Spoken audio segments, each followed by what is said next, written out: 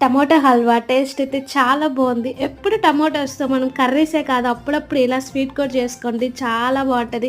చాలా సాఫ్ట్‌గా ఉంది. నోట్లో వేసుకుంటే కరిగిపోతుంది. అంత బాగుందనమాట. సో, నేనైతే టమోటాస్ తీసుకొని అవి బాగా వాష్ చేసి వాటర్‌లో వేసి ఒక 10 మినిట్స్ అలా కుక్ చేసుకున్నామంటే టమోటా బాయిల్ అయిపోతుంది. సో, మనం పీల్ ఆఫ్ చేసి మిక్సీలో వేసి తగినంత షుగరు, ఇలాచీ పౌడర్ వేసి మిక్సీ పట్టుకొని పక్కన పెట్టుకోవాలి. ఇప్పుడు ఇంకో బౌల్‌లో కార్న్ ఫ్లోర్ వాటర్ మిక్స్ చేసి ఆల్రెడీ టమోటా పేస్ట్ కూడా వేసేసి ఒకసారి బాగా కలుపుకొని మనం ఇప్పుడు ప్యాన్ పెట్టి ప్యాన్ లో ఈ టమోటా పేస్ట్ అంతా వేసేవాలి. ఇది మనం కలుపుతూ ఉంటే గట్టి పడుతుంది. సో ఈ టైప్ లో మనం గీ కూడా నచ్చితే గీ వేసుకోండి. బాగా కలపాలి.